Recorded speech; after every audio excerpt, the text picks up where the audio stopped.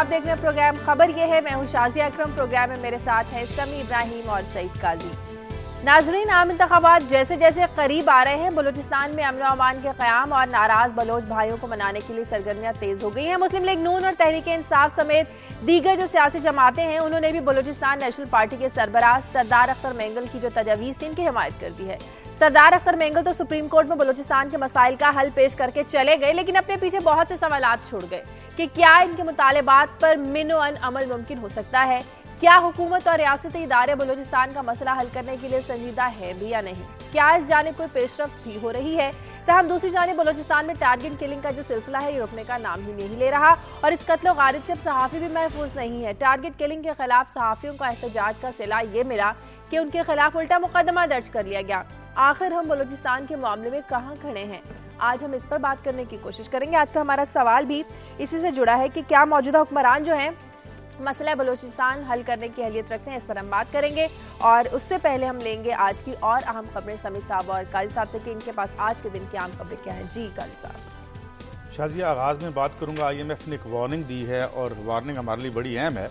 उनका ये कहना है कि आपकी वसूलियों के जो अहदाफ हैं वो नहीं लगता पूरे होंगे और आपकी जो सब्सिडी है बिजली पे, ये उन्हें बड़ी तंग कर रही है। गोया बिजली की कीमतें बढ़ने का एहतमाल है। इसके साथ साथ उन्होंने जो एमनेस्टी की एक स्कीम FBR की आ रही है, उस पर भी उसने उंगली उठाई है और कहा कि अगर 3.8 मिलियन लोग इल्म में हैं, FBR के इल्म में हैं कि ये टैक्स नहीं दे रहे, तो इन्हें टैक्स की छूट आप दे रहे हैं, इनसे टैक्स क्यों नहीं वसूल करते। और फिर कल जो सिंध में हुआ, अगर सिंधी नेशनलिज्म पे भी बात करेंगे। अब ये सवाल जुड़ा हुआ बलूचिस्तान के नेशनलिज्म के हवाले से भी, इस पर मैं एक पर्सपेक्टिव देने की कोशिश करूंगा। और फिर एक बड़ा दिलचस्प कालम जो गार्जियन में छपा है, जो कि बड़ा अखबार है बरतानिया का, उस पर जॉर्ज मोबियो उनके एस कॉलमिस्ट हैं।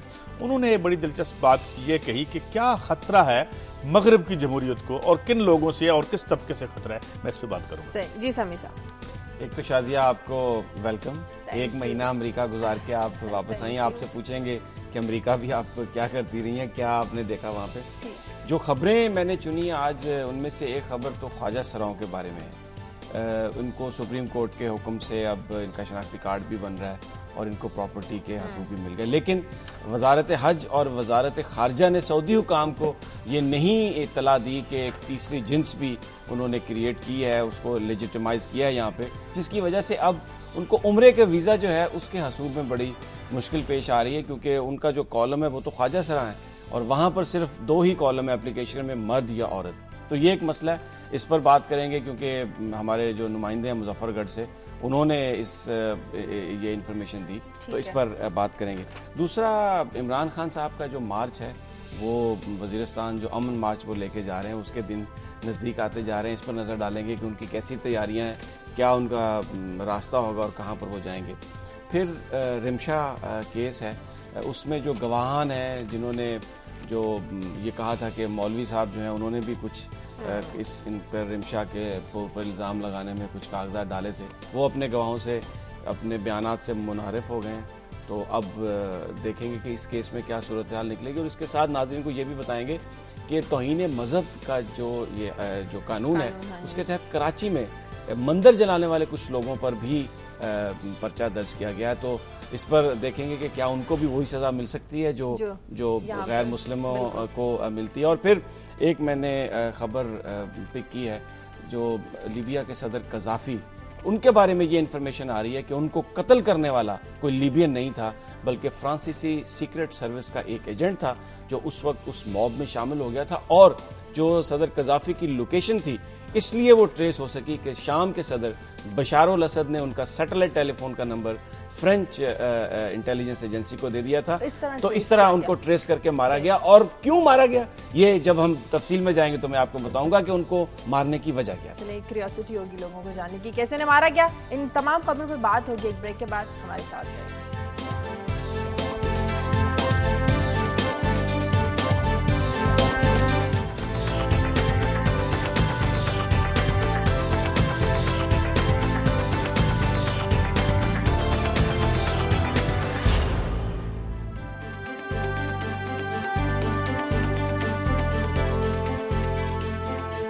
کے بعد خوش آمدید ناظرین. سردار اختر مینگل کی تجاویز کی بلوچستان میں فوجی آپریشن بند کیا جائے, ایجنسی بجے ڈیتھ اسکواڈ ہے اس کو ختم کیا جائے, لاپتہ افراد کو بازیاب کروایا جائے. مطالبات تو قاضی صاحب, سمیع صاحب سب کے پاس ہیں, لیکن حل کسی کے پاس نظر نہیں آتا ہے. کیا وجہ اس کی؟ شازیہ, کوئی ان مطالبات میں نہیں سمجھتا کہ یہ نئی بات ہے. نہیں, نئی بات بھی نہیں ہے اور یہ جائز بھی ہیں. اگر یہ تمام جو حرکات اگر وہاں ہو رہی ہیں تو ظاہر ہے ان کا سد باب ہونا چاہیے. مگر جہاں تک آپ حل کی بات کر رہی ہیں, یہ جسے سب کانٹیننٹ ہمیں کہتے ہیں, اسے قومیتوں کا جیل خانہ بھی کہا جاتا ہے. جو قومیت کے حوالے سے سیاست کرتے ہیں لوگ, وہ اسے قوموں کا جیل خانہ بھی کہتے ہیں. تو کسی ایک قوم کی تنہا آزادی یہاں کوئی ممکن نہیں ہے. بلوچ کے پسے ہوئے عوام کی آزادی جڑی ہوئی ہے پنجاب کے پسے ہوئے عوام سے. اور یاد رہے, جتنے بلوچستان کے عوام پسے ہوئے ہیں, اس سے کم پاکستان کے دیگر صوبوں کے عوام نہیں پسے. آپ یہاں جا کے دیکھ لیں, یہ ایک طبقاتی مسئلہ ہے بھائی. وہاں پہ جو سردار ہیں ان کا سٹیٹس دیکھ لیں, اکنامک, سوشل, سماجی, معاشی, اور ادھر کے حکمرانوں کا دیکھ لیں. ہمارے عوام کن اسپتالوں میں جا کے علاج کرواتے ہیں وہ دیکھ لیں. بلوچستان کے عوام کن اسپتالوں میں 19-20 کا فرق ہوگا, وہ زیادہ برے ہوں گے. مگر میں یہ عرض کر دوں کہ یہ جو آزادی, اگر قومی آزادی کی آپ نے بات کرتی ہے, اور جیسے کسی نے کہا تھا کہ the national question ultimately comes to the question of bread, جس طرح سمیع صاحب کل آف دی کیمرہ بات کر رہے تھے کہ بریڈ ود پیس, کہ ہر آدمی کو امن کے ساتھ روٹی چاہیے, وہ بلوچی کو بھی چاہیے. Bread with honour, bread with honour, وہی میں عرض کر رہا ہوں.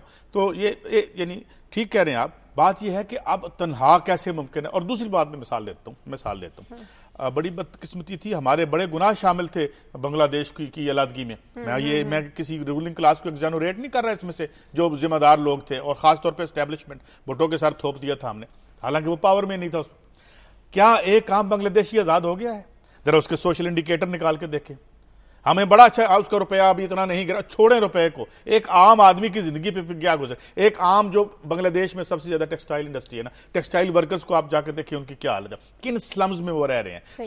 تو اس کا مطلب یہ ہے کہ زمینوں کے ٹکڑے علیحدہ کر لینے سے کوئی آپ کی آزادی انشور نہیں ہوتی, بلکہ کوئی آج تک یہ جان پائے سمیع صاحب کہ بلوچستان کے عوام کیا چاہتے ہیں. وہاں کی اندرونی طبقاتی لڑائی بھی ہے جو وہاں کے حالات ٹھیک نہیں ہونے دے رہی ہے. یہی تو ایک سب سے بڑا معاملہ ہے. اب قاضی صاحب نے جو بات کی وہ بھی صحیح ہے, ایک جو پرسپیکٹو دیا انہوں نے وہ صحیح ہے کہ غریب عوام جو ہیں وہ کہاں پر بھی ہوں, بلوچستان میں ہوں, پنجاب میں ہوں, وہ پس رہے ہیں, ان کے حالات تبدیل نہیں ہوئے.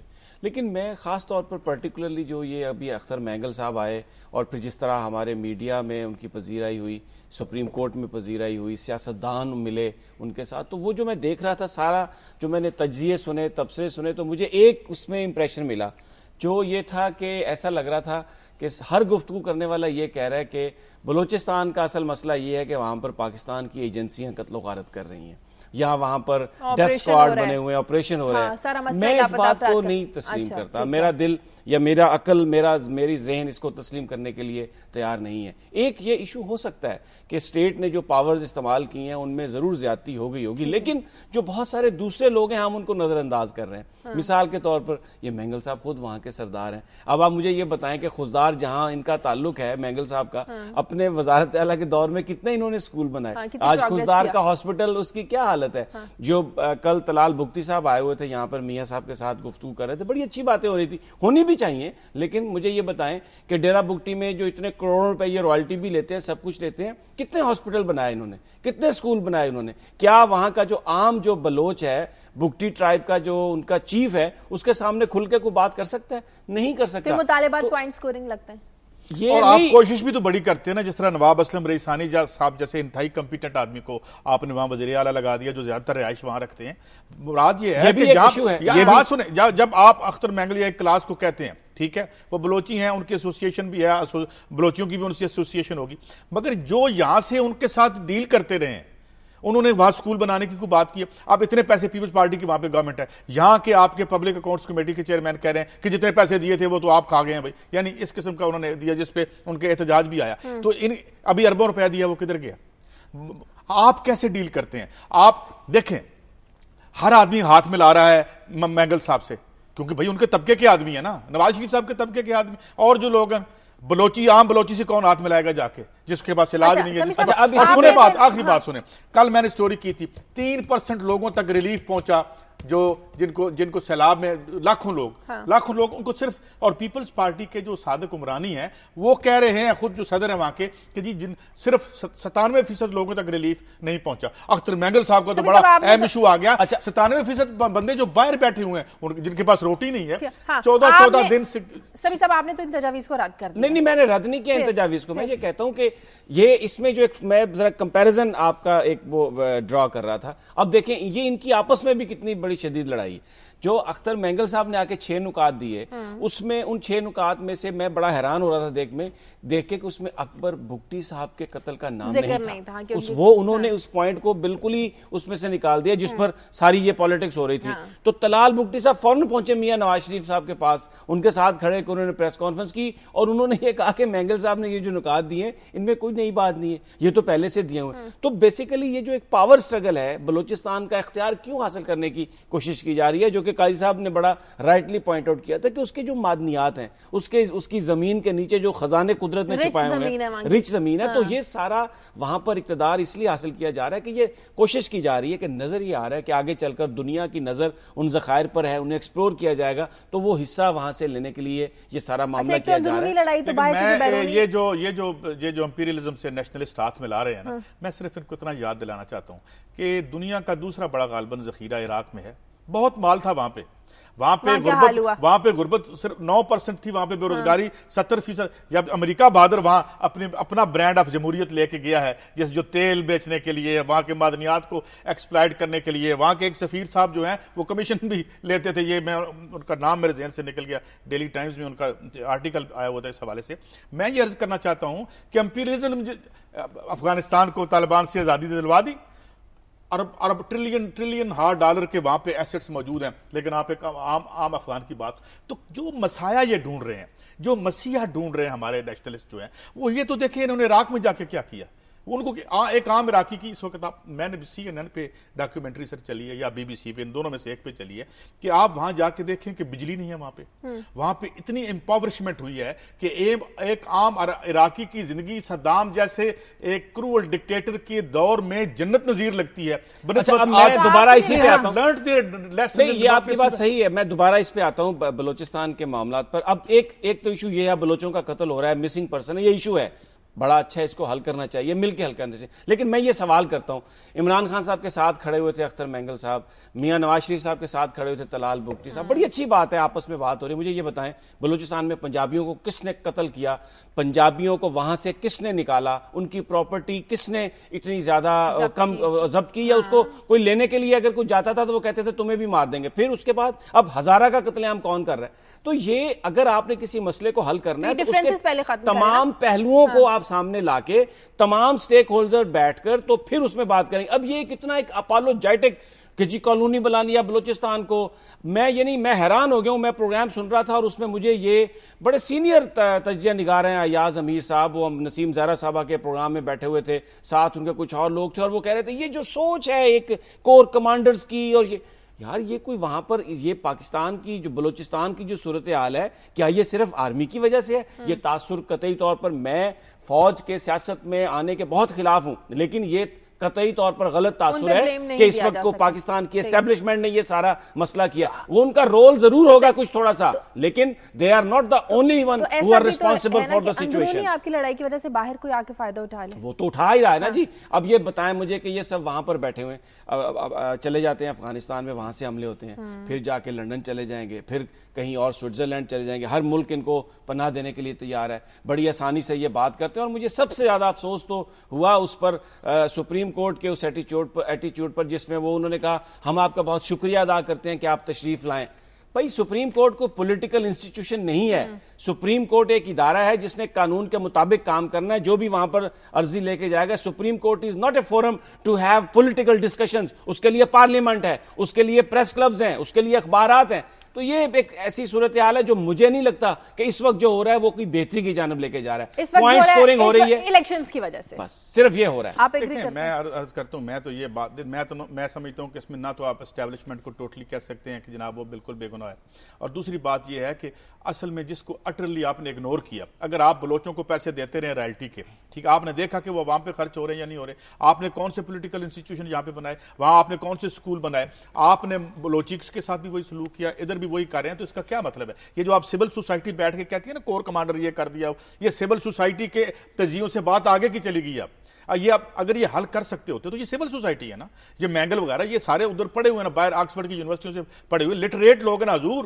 اگر یہ لٹریٹ لوگ اپنے عوام کے مسائل نہیں حل کر سکے, یہاں کے انتہائی پڑھے لکھے لوگ جو آئی ایم ایف کے لے آتے ہیں نمائندے وہ نہیں کر سکے, تو it means they have failed as a class. تو ہمیں اس کے بیانڈ کوئی سولوشنز دیکھنے پڑیں گے اگر دیکھنے ہیں تو. ٹھیک ہے, آگے بڑھتے ہیں, آپ کی خبروں کی طرف بڑھتے ہیں آگے. بلوچستان کے مسئلے پہ ہم اکثر اپنے پروگرام میں بات کرتے رہتے ہیں. آپ کی ایک بڑی اہم خبر تھی آئی ایم ایف کی وارننگ کے حوالے سے.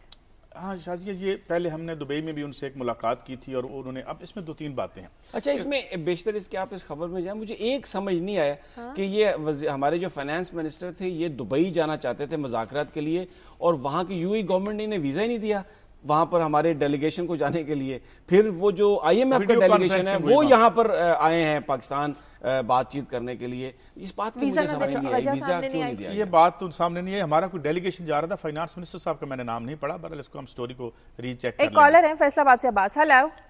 علیکم جی. جی السلام علیکم.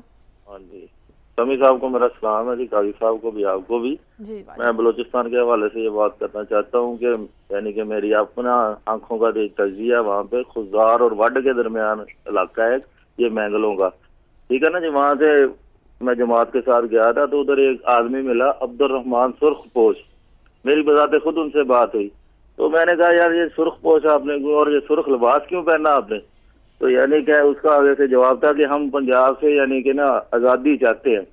تو میں سمی صاحب کے جو موقف کی بالکل تائید کرتا ہوں کہ یہ جو جتنے بڑے سردار لوگ ہیں ان لوگوں نے وہاں پہ ایسا ماحول کریٹ کیا کہ ان لوگوں کو بیچاروں کو یعنی کوئی چیز ہی نہیں دی جس سے ان کی زندگی کا معیار بہتر ہو, تعلیم ملے ان کو. میری آپ میڈیا سے یہ ریکویسٹ ہے کہ آپ یعنی اپنے میڈیا کے حوالے سے وہاں پہ جو نا لوکل سطح پہ یعنی کہ ایسی موومنٹ چلائیں کہ اختیارات ان لوگوں کو ملیں تاکہ یہ سائیڈ لائن ہو, تو انشاءاللہ پھر جو بلوچستان کا مسئلہ ہے آپ کو حل ہوتا ہوا نظر آئے گا. اگر آپ ان سرداروں کو ساتھ لے کے چلیں گے تو میرا نہیں خیال کہ یہ مسئلہ کبھی حل ہوگا. بہت شکریہ آپ کا. ایک اور کالر ہیں کوئٹہ سے, زمان. ہیلو. ہیلو. جی وعلیکم السلام. جی زمان کوئٹہ سے بول رہا ہوں جی. جی جی بات کیجئے. اور وہ سوسائٹی جس میں سعید قاضی صاحب کی بات نہ سنی جائے وہ سوسائٹی بڑی بدقسمت سوسائٹی ہوتی ہے. اور جس بات سعید قاضی جیسے لوگوں کی بات کو اگر مذاق میں اڑا دیا جائے اور غیر سنجیدہ لیا جائے تو اس سوسائٹی کو سوچنا چاہیے کہ وہ کس طرف جا رہی ہیں. میں بہت اپریشیٹ کرتا ہوں سعید قاضی صاحب کو, بڑا امپارشل قسم کا جو ہے ان کا تجزیہ ہوتا ہے. میں بلوچستان سے تعلق رکھتا ہوں, میں سن آف سائل ہوں.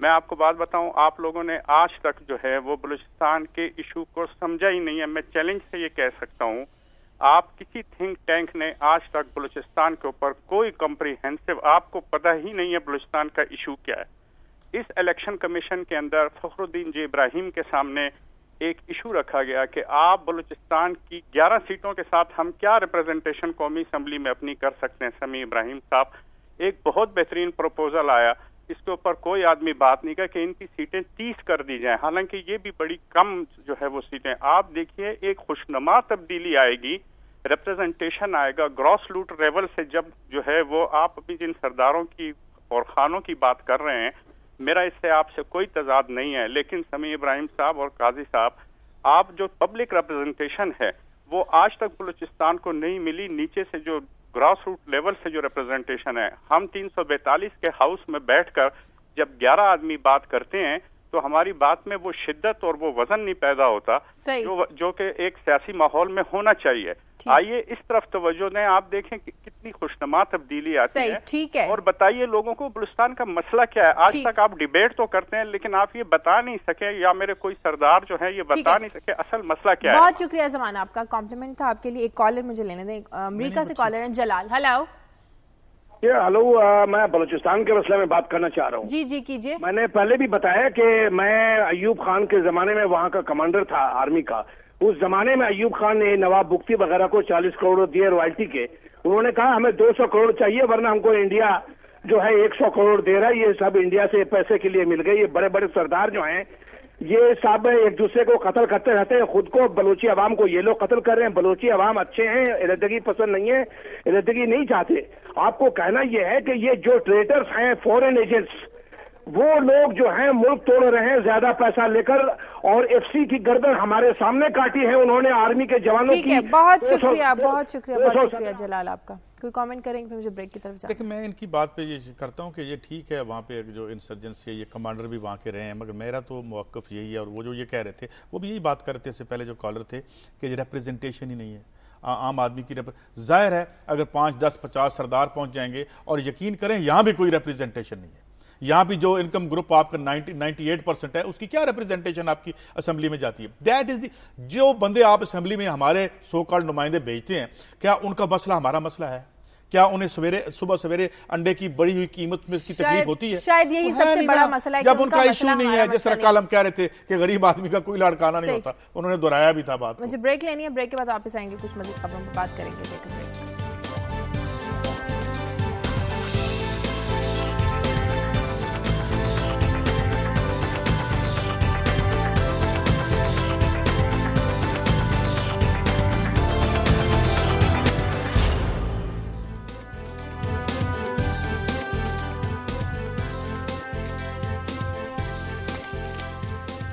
Welcome back. एक कॉलर है हमारे साथ अमेरिका से, फरद। हेलो हेलो जी, अस्सलाम वालेकुम। जी वालेकुम सलाम। जी ये काजी साहब को मुबारक देनी थी। आज इन्होंने बड़ी खूबसूरत 2 बातें करी हैं कि बलोची, पंजाबी, सिंधी या पठान में कोई फर्क नहीं, हर गरीब आदमी एक जैसा है। और अख्तर मेंगल साहब से इसलिए याद मिला रहे हैं कि उनके तबके के लोग हैं। बहुत खूबसूरत बात करी। बहरहाल काजी साहब से सवाल ये करना था कि ये आमतौर पे इनकी गुफ्तगू से ये तासुर मिलता है कि ये सियासतदानों के और जमहूरियत के काफी खिलाफ बात करते हैं, लेकिन मसला ये है कि सिस्टम तो यही है, इसमें इसी को बेहतर करने का क्या तरीकाकार हमारे पास, आपके पास मौजूद है, काजी साहब के, समी साहब के पास तो है। आप क्या फरमाते हैं, जरा प्लीज आज बता दें। आज फरद साहब ने समी साहब वाला सवाल कर दिया, आपसे हल बता दें इसी सिस्टम। मैं ये कहता हूँ कि मैं बजाय इसके कि मैं एक ऐसे निज़ाम की बात करूँ जो इस ग्लोब पे एग्जिस्ट नहीं करता, बात यह है कि जो इनके अपने laid down rules of the game है। एक फुटबॉल का मैच आप खेलते हैं तो उसमें आप हैंडबॉल नहीं कर सकते, जाहिर है। तो जब ये अपने बनाए हुए आइन पे नहीं चलते, ये जब सेफ हेवन्स बना देते हैं, $40 ट्रिलियन का पता चला जनाब कि वहां ये रख के बैठे हुए हैं, यूरोप के जो सरमायादार हैं वो रख के बैठे हुए हैं। 68 जो असेंबली के मेंबरान हैं, उनकी जो मदर ऑफ ऑल पार्लियामेंट्स है, वो कह रहे हैं जी यहाँ हमें टैक्स छूट दें, हम केव मैन और वहां पे बाहर क्यों पैसे रखे, हमारे लोगों के 500 बिलियन वहां पे रखे हुए हैं। और आज मैं जॉर्ज मोबियों के एक कॉलम का आपको हवाला दूंगा जो गार्जियन में छपा है कि इस जमहूरियत को खतरा किससे है। तो अगर ये नहीं खेल सकते तो फिर अवाम का और रियासत का एक नया कॉन्ट्रैक्ट चाहिए जो सोशल और इकोनॉमिक कॉन्ट्रैक्ट हो। और हम जब बात करते हैं कि 1973 के कॉन्स्टिट्यूशन में पाकिस्तान के एक शहरी के जो राइट्स हैं वो आप दे दें या मंजर से हट जाएं, भाई इतनी सी बात है। सही। एक और कॉलर है लाहौर से, सज्जाद। हेलो सज्जाद भाई हूँ, मैं 2 बातें करूंगा। एक तो ये है कि ये सिस्टम का मामला इस तरह हो चुका है कि गटर की जितनी दफा भी आप सफाई करेंगे उसमें गंद ही जमा होगा। नंबर 2, बलोचिस्तान के मामले पे बात उठाऊंगा कि अगर 1 यूनिट ना तोड़ा गया होता, पाकिस्तान टूटा, लेकिन उसके बाद अगर 1 यूनिट ना तोड़ा गया होता, सिर्फ पाकिस्तान ही रहता जो बाकी मंदा था, तो ना आज कोई सुबाइयत होती, ना सूबा होता, ना कोई पंजाबी होता, ना कोई बलोच होता, ना कोई लहलकी की बात करता, ना कोई कुकी की बात करता। मैं ये चाहता हूँ कि अगर 1 यूनिट को बहाल कर दिया जाए और एक पाकिस्तान दोबारा से बना दिया जाए, तो क्यों ना ये बेहतर नहीं होगा पाकिस्तान के लिए मैं और गरीब आवाम के लिए।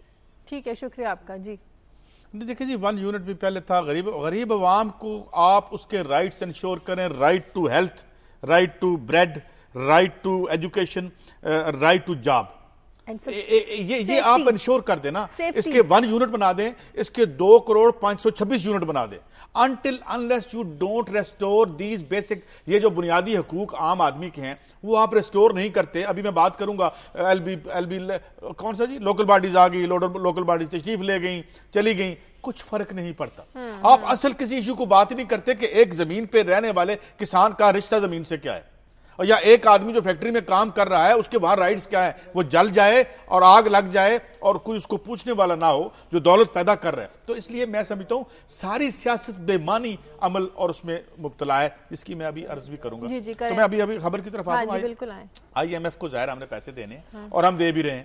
اب یہ ہے کہ یہ پہلی بات تو یہ دیکھیں کہ وہ کیسے قرضے کے ذریعے ہمیں کنٹرول کرتے ہیں. وہ اب آ کے ہمیں کہہ رہے ہیں کہ جو آپ عوام کو سبسڈی دے رہے ہیں کیونکہ آپ نے جو ہدف رکھا ہے 2381 ارب روپے کے ٹیکسز کا وہ پورا نہیں ہوگا اور آپ کو ہوں گے ملیں گے ان کے حساب کے مطابق 2150 ارب روپے. تو یہ باقی کیسے پورے کریں گے؟ ہم کو پیسے دینے ہیں. تو اس کے لیے آپ جو سبسڈی ہے وہ ودرا کر دیں.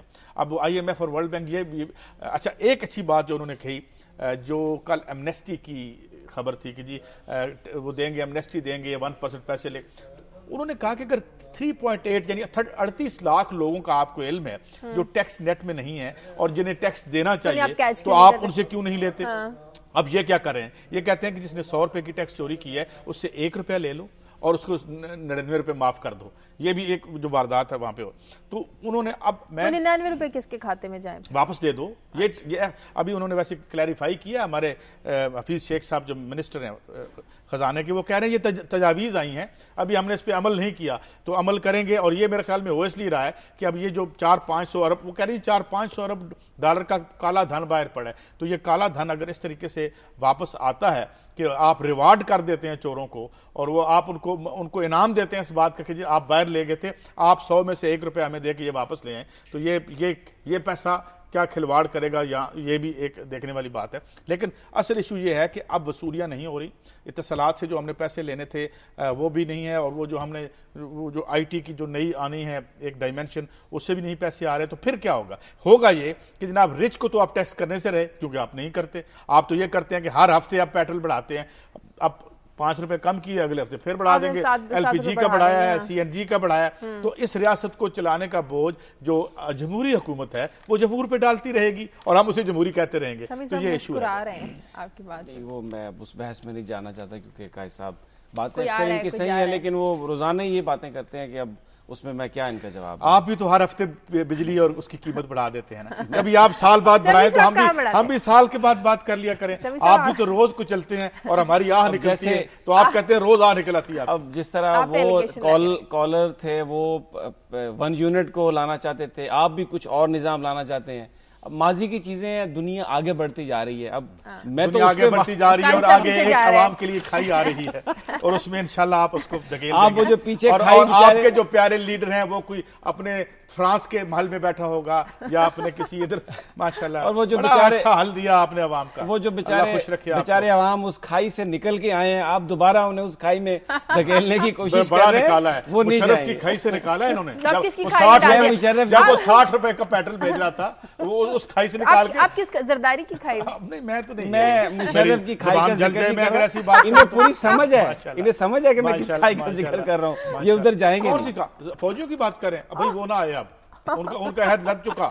آپ اب کوشش بھی کر لیں، ان کو گارڈ آف آنر دے لیں، بلا لیں، وہ تشریف نہیں لائیں گے. لیکن آپ جو کچھ کر رہے ہیں اگر سارے 10 دفعہ بھی آ جائیں نا مان سے وہ کام جو آپ نے کر دیا وہ نہیں کر سکتے. تھوڑا سچ بول لیں.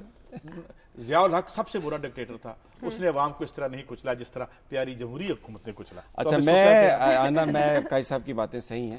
میں آنا چاہتا ہوں اپنی سٹوری پہ جو خواجہ سراؤں کے بارے میں. اس میں یہ ہوا قائد صاحب کہ سپریم کورٹ نے بڑا اچھا آرڈر دیا اور ان کو اب پراپرٹی میں بھی رائٹس ان کے ریسٹور ہو گئے.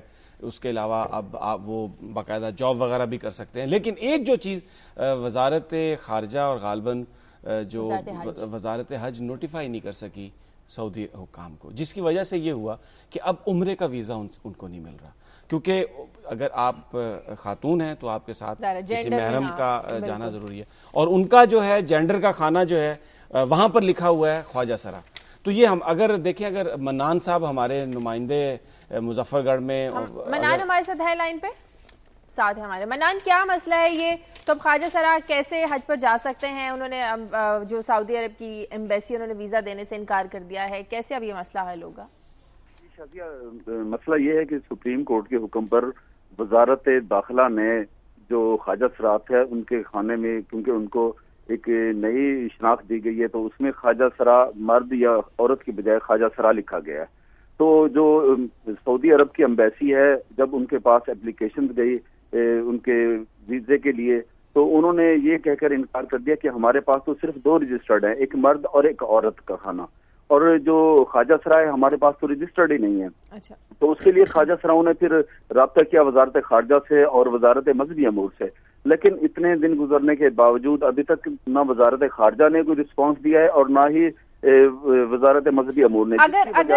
اگر خواجہ سرا کا جو یہ خانہ ہے اس کو رجسٹر کروا دیا جاتا ہے وزارت خارجہ کی طرف سے، تو سمیع صاحب پھر تو مسئلہ نہیں ہوگا. اگر رجسٹر پھر مسئلہ نہیں ہوگا. اچھا منان، آپ نے ان سے بھی بات کی تھی، وہ جو ان کی خواجہ سراؤں کی تنظیم کی کوئی ہیں، وہ سربراہ ایسوسیشن کی پریزیڈنٹ ہیں، تو اگر ہمارے پروڈیوسر صاحب اگر ان کے ساتھ جو گفتگو اس کو اگر سنا سکیں کہ انہوں نے کس طریقے سے اس پر اپنے ریئیکشن دیے. ہمارے مذہبی امور اور وزیر خارجہ جو ہے ہنا ربانی، ان سے میں یہ گزارش کر رہی ہوں کہ پورے پاکستان سے کمپلین آ رہی ہیں اور پورے پنجاب سے، بلکہ کہ لوگ کہہ رہے ہیں کہ ہم حج کے لیے درخواستیں دی ہیں اور جب ویزا لگنے کے لیے ہمارے پاسپورٹ وہاں پہ جا رہے ہیں سعودی ایمبیسی میں، تو وہاں یہ ریجیکٹ کیے جا رہے ہیں. یہ بالکل درست ہے، ان کا قصور نہیں ہے، قصور ہمارے ان وزیر خارجہ اور مذہبی امور کا ہے کہ یہ فوراً انہیں نوٹیفیکیشن دیں کہ ہمارے اس پاکستان میں ہمارے آئین اور سپریم کورٹ کے مطابق اس تیسری جنس کو بھی تسلیم کر لیا گیا ہے، تو ان کے شناختی کارڈ بھی علیحدہ بن رہے ہیں. تو بہت سارے خواجہ سراں حج اور عمرے کی سعادت سے محروم ہیں. تو بڑی مہربانی جلد از جلد آپ اس مسئلے کو حل کریں تاکہ تمام جتنے بھی خواجہ سراں جو حج پہ جا رہے ہیں، جو عمرے پہ جانا چاہتے ہیں، تو وہ وہاں جا کے اپنی عبادت مکمل کر لیں. صحیح. تو منان، ابھی تک اس کا مطلب ان لوگوں کو کوئی جواب نہیں ملا. بہت شکریہ آپ کا. تو یہ ایک ایشو ہے، میرا خیال ہے اس پہ وزارت خارجہ کو، ان کا تو کوئی قصور نہیں ہے اس پہ. ان کو اگر ایک ڈیسیژن آیا اور اس کے بعد شناختی کارڈ بنا دیے ہیں آپ نے اور پھر پاسپورٹ بھی بنا دیے اور لوگوں نے اپلائی کر دیا، تو ان کا کام تھا کہ یہ سعودی حکام کو ٹائملی بتاتے، اور ابھی بھی ٹائم ہے. وہ بالکل صحیح کہہ رہی تھی وہ جو ان کی ایسوسیشن کی چیئر پرسن تھی کہ بھائی یہ وزارت خارجہ کو فوری طور پر انسپیکشن لینا چاہیے. اور پھر مجھے لگتا ہے کہ پھر شاید چیف جسٹس صاحب کا ڈنڈا ہی وزارت خارجہ کے لیے دوبارہ اس معاملے میں بھی کارگر ثابت ہوگا، کیونکہ پہلے بھی جو حقوق ان کو ملے ہیں وہ چودھری افتخار صاحب کی وجہ سے ہی ملے ہیں سارے. کائی صاحب اور خبر میں دوسری خبر یہ جو کل ہنگامے ہوئے ہیں اور وہاں پہ یہ جو لوکل باڈیز کا جو ایک ہوا ہے نظام، نے دیکھا اسمبلی میں بل بھی پاس ہو گیا اور اس کے بعد آگ لگی، تھانے بھی جل گئے.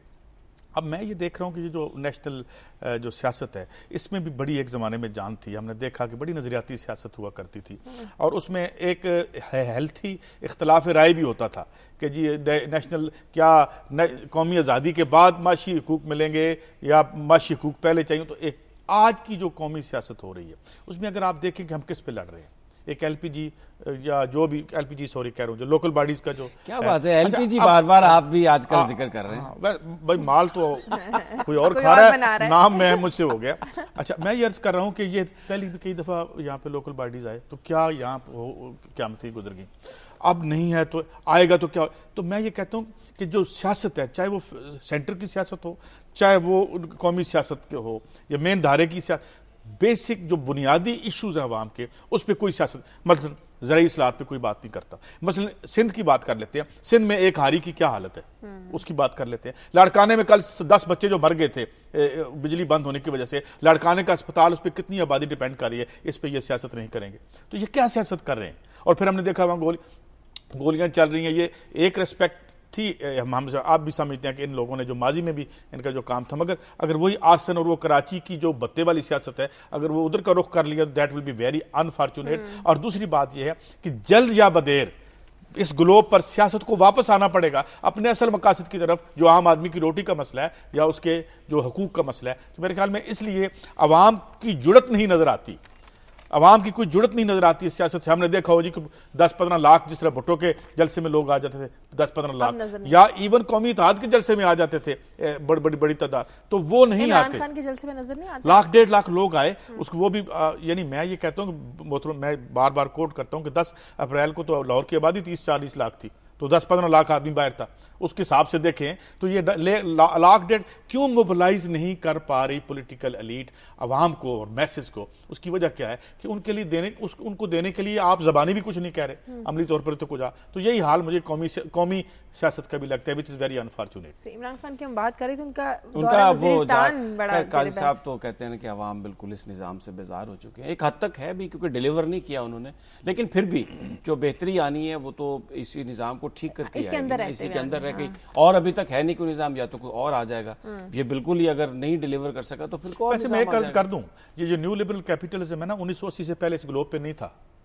ये जिस निज़ाम में आज आप रह रहे हैं ना समी इब्राहिम साहब, ये जिस निज़ाम अगर एक 24 घंटे इस ग्लोब की इंसान की जिंदगी की उम्र मान ली जाए तो ये 2 मिनट से ज्यादा नहीं बनते इसके। मौजूदा कैपिटलिज्म 350-400 साल से है यहाँ पे, इससे ज्यादा से नहीं है यहाँ पे, और इस कैपिटलिज्म की बेशुमार शक्लें 20वीं सेंचुरी में बदली हैं। तो मेरे ख्याल में एक ये भी हो गया है शाजिया कि हम समझते हैं कि कोई मुतवाज़ी दुनिया मुमकिन ही नहीं है, तख्लीक के सोते बंद हो चुके हैं, यूनिवर्सिटियों ने जो डिस्कवर करना था कर लिया है, अब हर इंसान को बगैर रोटी के रोजाना मरना पड़ेगा। ये हालांकि मैं उल्टी बात करता हूँ, हमने बिल्कुल ये नहीं समझा, हम तो कहते हैं कि सफर जारी है और जब इससे बेहतर कोई निज़ाम आएगा तो वो उसको इंप्लीमेंट कर लिया जाएगा। में इंसान को इस ग्लोब पे भूखा रहने की जरूरत नहीं है। अगर आप सारे साइंटिफिक फिगर निकाल के देख लें, मिसाल के तौर पे जितना अर्जेंटीना का रकबा है, इसको अगर हम मॉडर्न साइंस के जरिए टिल करते हैं साइंटिफिक तरीके से, तो या एक जो मल्टीनेशनल नेस्ले जो है वो उसको ले लें आप, तो वो उसके पास इतने वसाइल हैं कि पूरे ग्लोब पे रोटी दे सकती है और जहां भूख से मर रहे हैं। तो ये जो एक तरीका है ना इस वारदात इस तबके का कि इसके दानिश्वर लोगों नहीं ये ऐसे ही होगा, इसके मुतवाजी कोई और चीज मौजूद नहीं है। ये कहानी वो मैं अपनी स्टोरी पे भी करूंगा कि ये अपने थिंक टैंक से कैसे करवाते हैं। जैसे जॉर्ज मोबियो ने लिखा कि जनाब जमहूरियत को किसी मॉब से खतरा नहीं है, उसको कॉरपोरेशन से खतरा है, उसको उन थिंक टैंक से खतरा है जिनके पता नहीं कौन जिनको आके पैसे देते हैं और फिर हमें इन ख्यालात आलिया से वो नवाजते हैं। तो इस स्टेटस को रखने के लिए इशारा मेरी तरफ मैं खुल के बयान करना भी नहीं है, कहना क्या चाहते हैं। मैं ये अर्ज कर रहा हूँ कि एक और दुनिया मुमकिन है, दुनिया दश्ते इम्कान है। इस दुनिया को पता नहीं क्या क्या अल्लाह ने भर दिया किस किस दौलत से, और आप जो है वो भूख का परचम बुलंद किए इनको डिफेंड करते फिरते हैं। तो मेरे ख्याल में ये ना सभी सब इस तरह ना क्या करें आप।